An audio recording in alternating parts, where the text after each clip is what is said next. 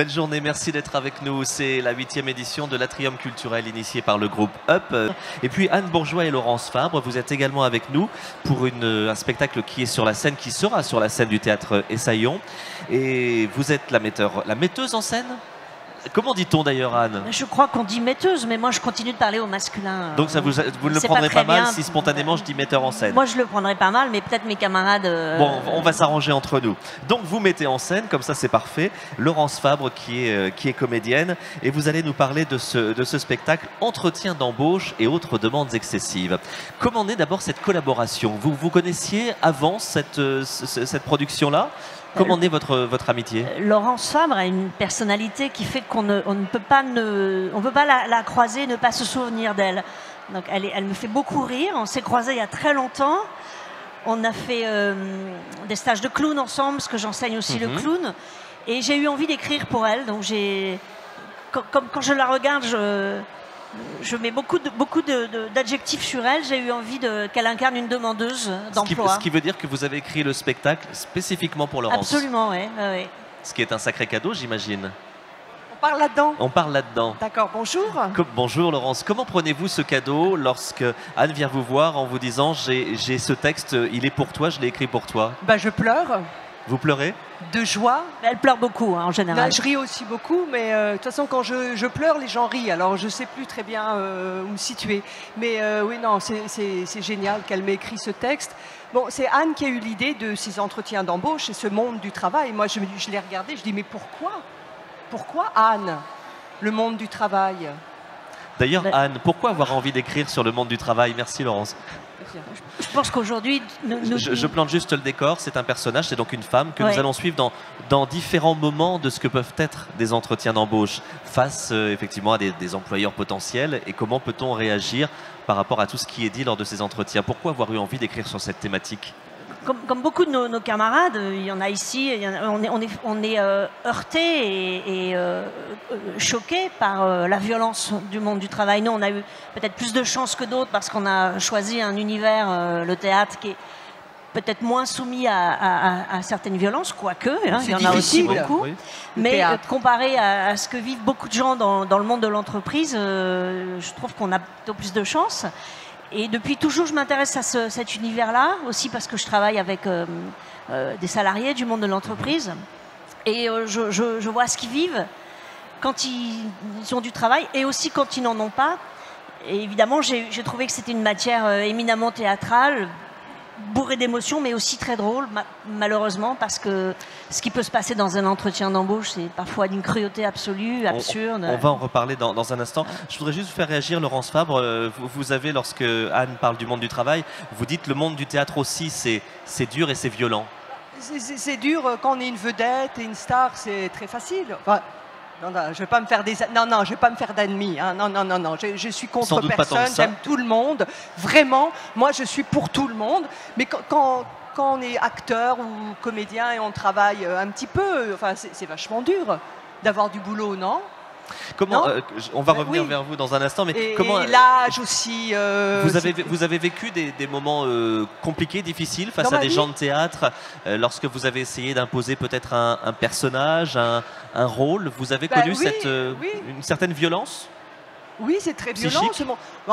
Oui, mais vous voulez vraiment en parler? Pourquoi pas? C'est difficile, hein? Vous avez 2 minutes 15. 2 minutes? Oh là là, mais j'ai du mal à parler en fait. Je sais mieux jouer quand même. Hein. Je vous pose cette question parce que j'imagine que ça a quand même dû nourrir le personnage que vous créez sur scène. Mais oui, enfin, c'est la vie qui nourrit le personnage sur scène, et plus il est humain et meilleur il est. De toute façon, moi j'aime pas acteur. Enfin, l'acteur il vit avant de jouer quand même. Hein. Donc je pense que oui, la vie du travail est difficile, la vie du théâtre est difficile. Enfin. Les trajectoires ne sont pas linéaires, mais moi je suis ravie qu'après 30 ans je sois toujours là, avec vous par exemple. Donc je me dis que finalement je tiens le coup. Hein, je tiens le coup et surtout depuis que je connais Anne, ma vie dans le théâtre est plus gaie. Voilà. C'est une jolie réponse. Anne Bourgeois et Laurence Fabre, j'imagine qu'il y a des résonances dans ce que dit Dominique, même si votre démarche est différente, même si vous choisissez beaucoup l'humour dans votre spectacle, c'est quand même aussi un sujet de société que vous voulez nous montrer à savoir la place de la femme dans le monde du travail et la difficulté peut-être de faire cette place. Comment avez-vous choisi de parler d'un sujet grave en mettant de l'humour? Comment fait-on? C'est quoi la recette, Anne? J'ai voulu alterner des moments où Laurence est en entretien d'embauche avec un recruteur que nous ne voyons pas, qui est incarné par la voix de Fabrice Drouel, grand journaliste de France Inter, qui a une voix extrêmement reconnaissable. Emblématique. Oui, emblématique, oui. Et elle est en alternance avec lui, et à d'autres moments, elle est seule. Et ça nous permet de voir à la fois les moments face au recruteur. Le recruteur n'est pas toujours un être injuste et méchant dans notre spectacle, comme dans la vie. Parfois, c'est quelqu'un qui est plein d'humanité et c'est la demandeuse d'emploi qui est tellement perdue dans sa vie qu'elle n'arrive plus à faire face.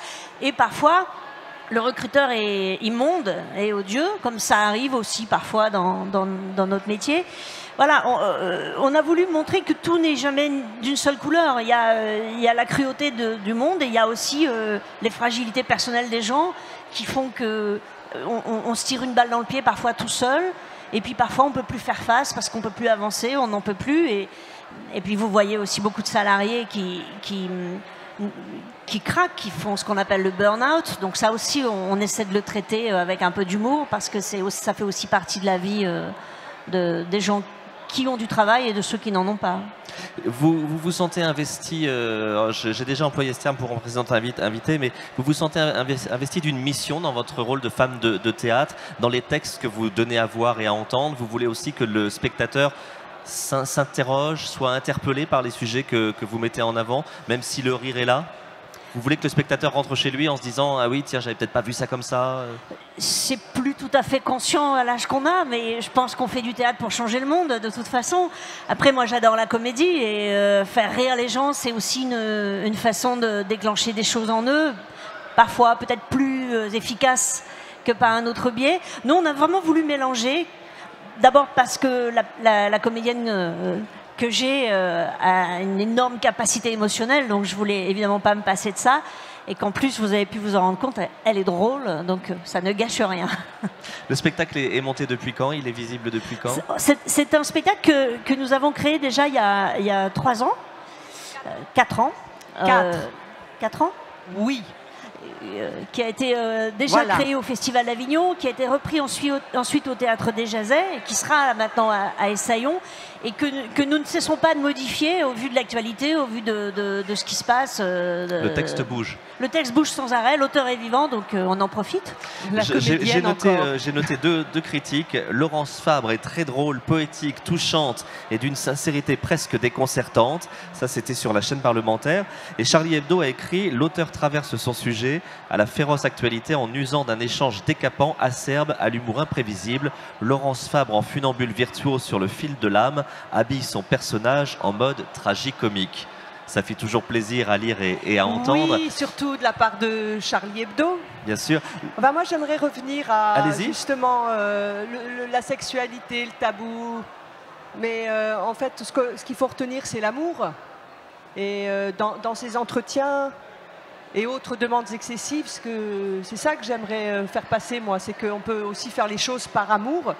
Et après, bon, on s'en prend plein la tronche par moment, mais continuer à avoir cet amour du travail, cet amour de ce qu'on fait, cet amour avec qui on le fait, pour qui on le fait, où on le fait. Enfin, moi, c'est ça qui me fait vivre, en fait. Sinon, j'ai envie de mourir. Hein.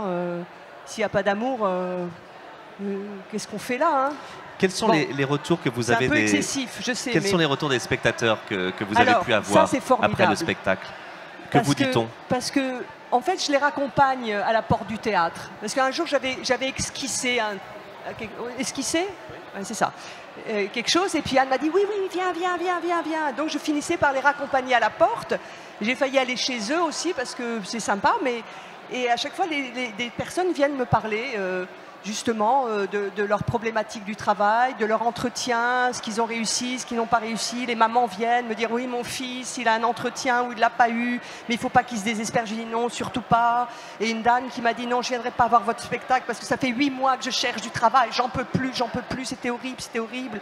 Et une autre qui m'a dit oui, il y a une femme là, je tairai le nom, qui m'a dit que mon travail n'était pas bon, j'ai juste envie d'aller me jeter dans la Seine. Je dis mais non, non, non, vous jetez pas dans la Seine quand même. Vous voyez, c'est hyper interactif en fait, et en fait il y a beaucoup d'amour. Voilà, bon, je me répète, mais moi c'est ça que j'aime. Mais on ne le dit jamais assez, on ne le dit jamais assez qu'il y a besoin d'amour. Si, ce que je veux dire, c'est Voilà. que quand tu parles d'amour, tu as raison, ça commence à l'école. Nous, notre spectacle, il commence à l'école. Vous savez, ce moment où la maîtresse demande « Qu'est-ce que tu veux faire plus tard ?» Et il y a deux catégories d'enfants. Il y a ceux qui lèvent la main en disant « Moi, je sais, je veux faire ça, je veux faire ça. » Et il y a ceux qui sont pas capables de répondre parce que rien que cette question déclenche un gouffre en eux, parce que ça veut dire qu'il faut se positionner, il faut comprendre, est-ce que je vais en être capable, est-ce que le rêve que je fais est à la hauteur des moyens dont je dispose. Moi tout ça, ça me touche beaucoup, et aussi le fait que aujourd'hui la notion de travail n'est plus liée à l'amour comme elle a pu l'être, ou à la vocation. C'est pour ça que je disais que nous on a la chance de faire notre métier, parce que finalement, on a écouté une voix qui nous disait « tu vas faire du théâtre ». Mais pour beaucoup de gens, chercher du travail, c'est trouver un moyen de gagner sa vie. Et malheureusement, c'est de plus en plus, et seulement ça.